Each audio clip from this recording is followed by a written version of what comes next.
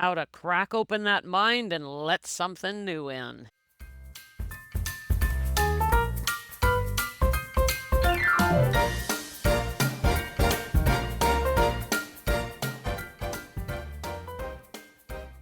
Hello, and welcome to Sobriety Snippets for Ambitious Women Over 40, helping you put down the bottle and pick up conscious, happy living. I'm Becca Jacobson, and this is a snippet, in case you didn't know.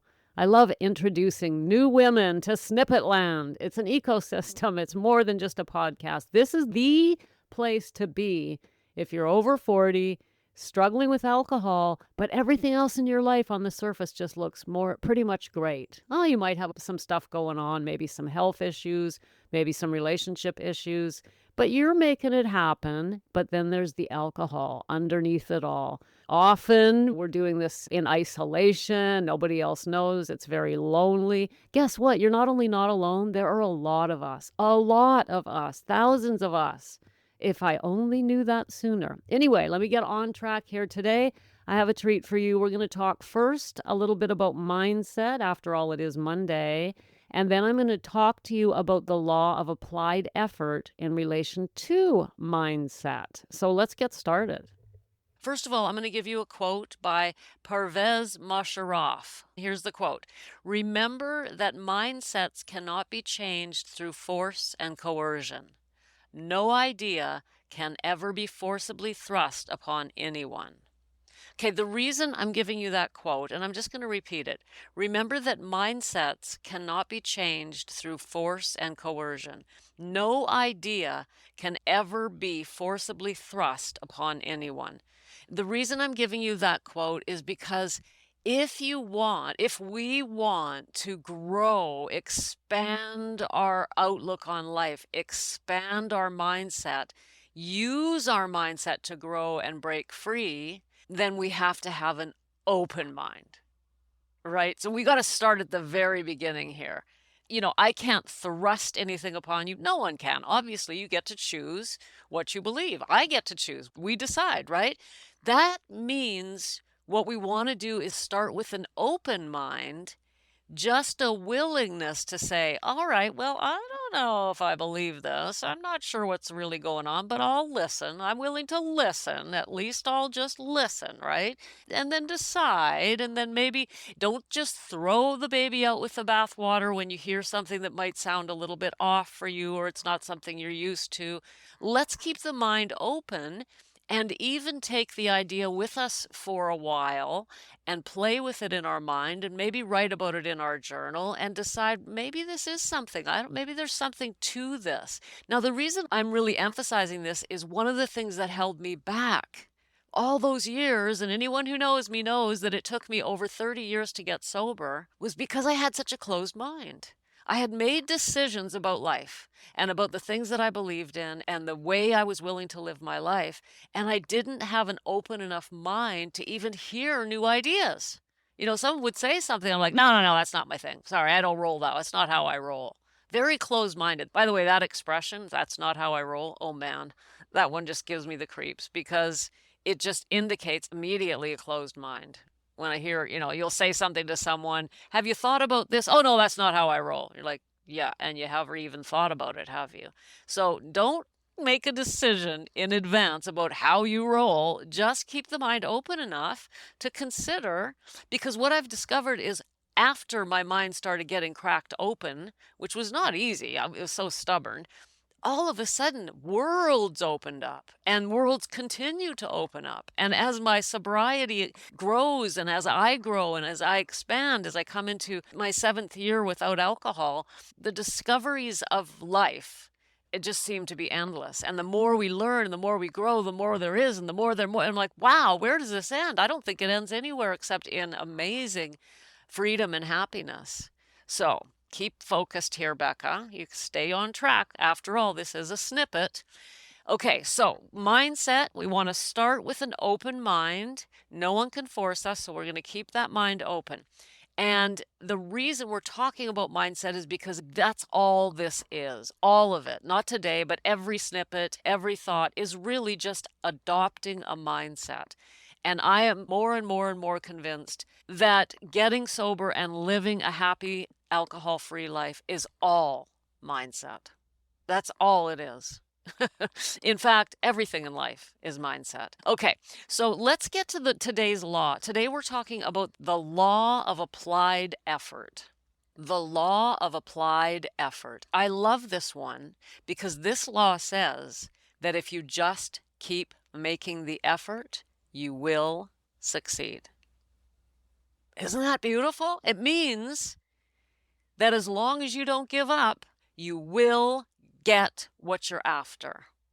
Now, of course, if you're trying to grow wings and go fly around the moon, you're probably going to struggle and never get there. Let's be reasonable, right? We're not going to be ridiculous. But if you have a valid goal and you have a goal that's possible, all you have to do is keep trying. And sometimes that can feel like, really? Okay, really? Okay, so I've been trying for over 30 years and I've still failed. There gets a point where you're just like, let me just say this, as long as we never give up, and I don't care if it's over 30 years, I don't care how many times you've failed, it doesn't matter. As long as you're making an applied effort, sooner or later, you're going to get what you want. Of course, that presupposes that you want sobriety, you want happiness, you want health, you want freedom. And we talked about wanting. Desire is very important.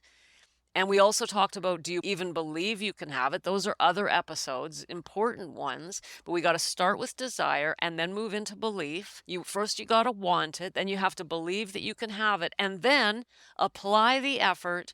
And no matter how many times you fail or how difficult it gets, just keep trying, and eventually you're going to get what you want.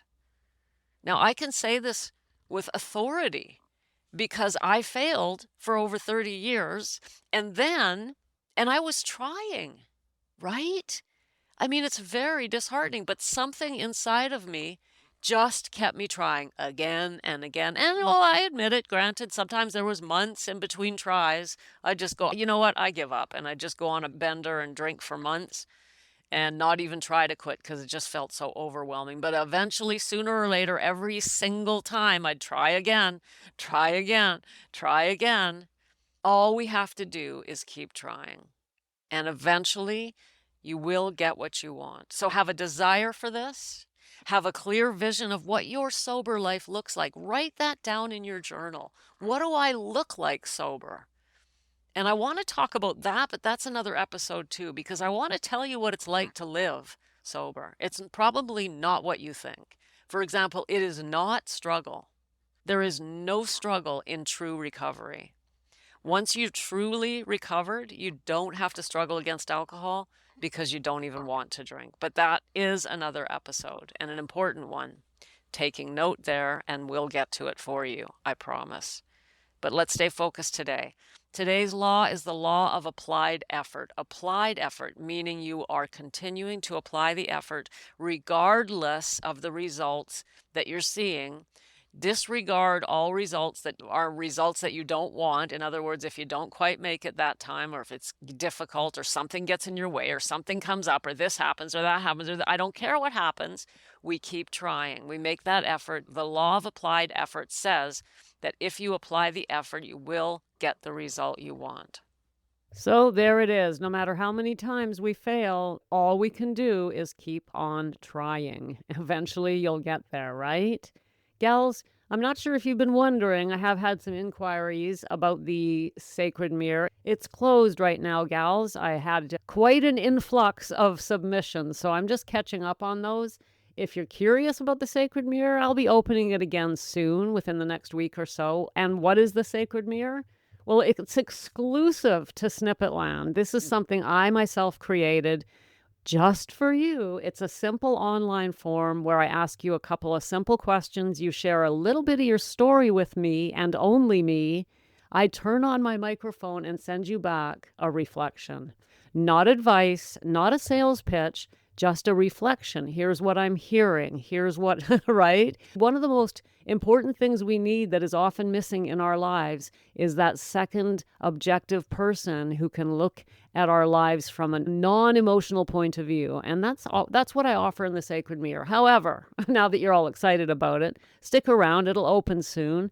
But today, if you'd like to grab onto some of the guides that I've created for you, including a journaling guide, a breathing guide, a cleansing guide, go to the show notes, tap the link, and we'll send those right on over to you.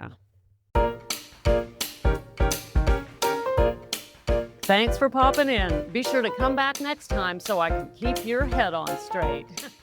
Sending you buckets of love.